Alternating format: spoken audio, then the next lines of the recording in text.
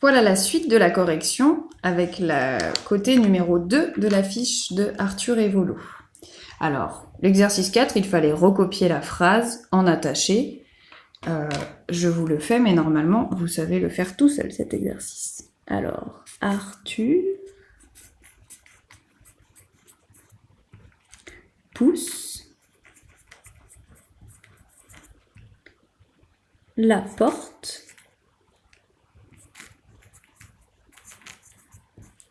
de la volière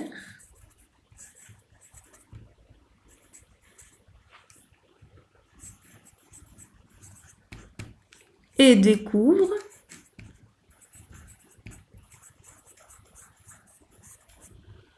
Volo. Alors là, j'ai presque plus de place. Et j'oublie pas le point, ok? Bien. Vous pouvez écrire encore mieux que moi, ok? J'en suis sûre. L'exercice 5. Entoure le mot identique dans ces deux phrases. Alors, je lis les deux phrases. Arthur ouvre une porte. Le garçon porte les salades du roi.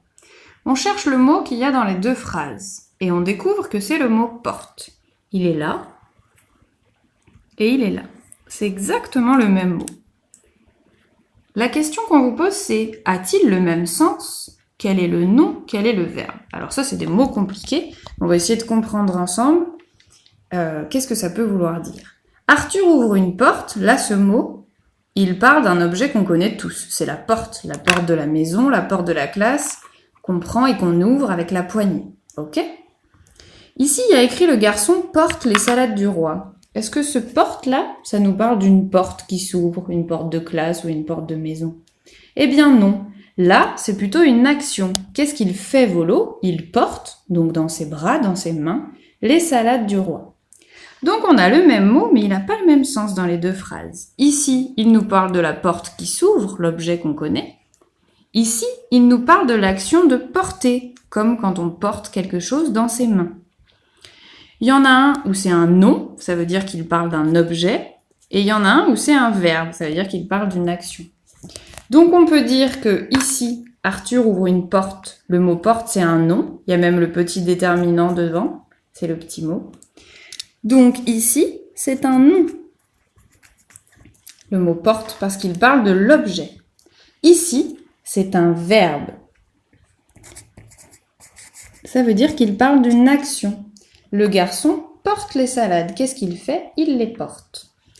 Ok, ça c'est des mots compliqués, mais le but c'était que vous ayez trouvé le mot et que vous voyez qu'il ne veut pas dire exactement la même chose. Et donc à la suite de ça, on vous demande d'écrire deux phrases différentes avec les deux sens du mot porte. Ça veut dire que chacun doit inventer une phrase qui parle du mot porte comme un nom, l'objet, et inventer une autre phrase avec le mot porte comme si c'était un verbe. Je vous donne des exemples et après j'en choisirai. Pour parler d'une porte qui s'ouvre, je peux mettre « J'ai fermé la porte de la maison » ou alors « Il a ouvert la porte devant moi » ou alors je peux dire « Papa m'a fermé la porte au nez ». D'accord? Dans ces trois phrases, on parle toujours de l'objet porte. Je vais choisir « J'ai fermé la porte de la maison ». J'ai fermé la porte de la maison. Ça, c'est ma phrase à moi. Vous en avez peut-être trouvé d'autres. Je mets un point parce qu'elle est terminée. Là, ça parle bien de la porte, l'objet. Maintenant, je choisis d'inventer une phrase avec le verbe porter, l'action. Le garçon porte les salades du roi. Moi, je pourrais dire « Je porte mon cartable pour aller à l'école ». Ou alors « Papa porte mon petit frère dans ses bras ». Ou alors « On a porté des cartons très lourds ». D'accord? Dans toutes ces phrases, il y a le mot « porte » comme un verbe d'action.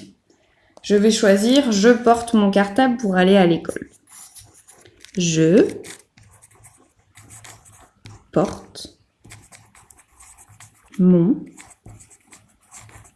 cartable pour aller à l'école. Un point à la fin. Ça, ce sont mes phrases à moi, mais vous en avez peut-être choisi d'autres. Vous pouvez d'ailleurs me les envoyer, comme ça on vérifie ensemble. Bien, la suite de ma fiche, c'est pas la bonne. J'ai pas la même que vous, alors je vais mettre la réponse sur l'ardoise, ok? Votre exercice 7, si vous l'avez sous les yeux, il fallait observer les noms suivants et les recopier sous la bonne image. Il y avait un faucon, des salades, une salade. Bien, alors, on se rappelle que les petits déterminants, 1 quand il y en a tout seul, des quand il y en a plusieurs, et une quand il y en a toute seule, mais que c'est féminin. Donc, quand je vois... Comment je vais dessiner un petit oiseau?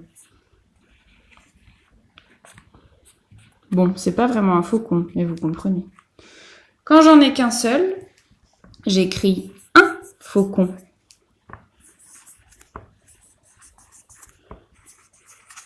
Et quand j'en ai plusieurs, 2 ou plus,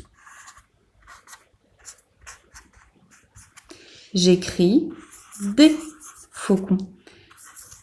Et qu'est-ce qui se passe à la fin de faucon? On a dit que comme il y en avait plusieurs, il fallait mettre un S. Donc un faucon quand il est tout seul, des faucons avec un S à la fin quand il y en a plusieurs. Et l'autre chose qu'il y avait, j'efface. Hop. C'était les salades. Salade, c'est féminin. Si je vois une seule petite salade, j'écris une salade. Et si j'en ai 2 ou plus, j'écris des salades. Et je mets à la fin toujours le S qui est muet. Voilà, ça c'est la réponse de l'exercice 7. J'efface, ça vous savez bien le faire normalement.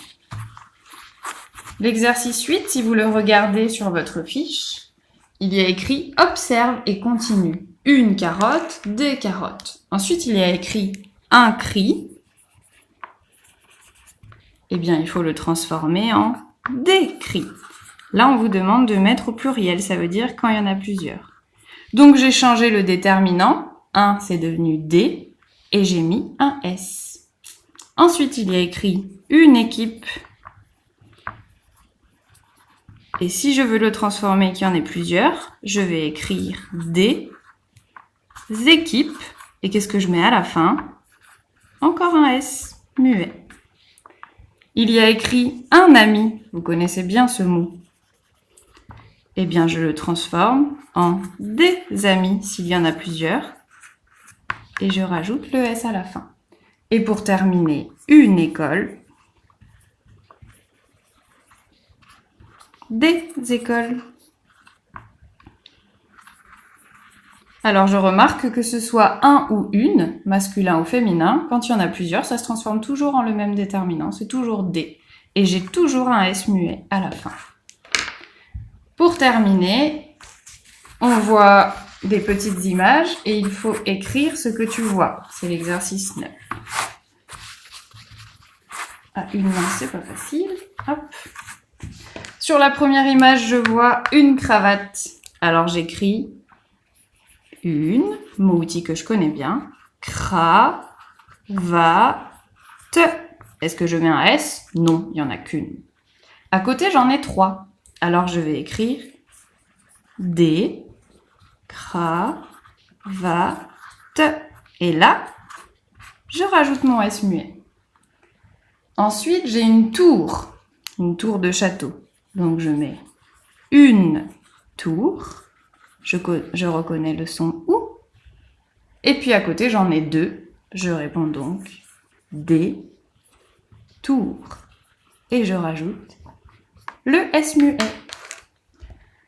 Voilà donc le début de votre fiche et la fin que j'ai fait sur ardoise. À vous de corriger. Bon travail!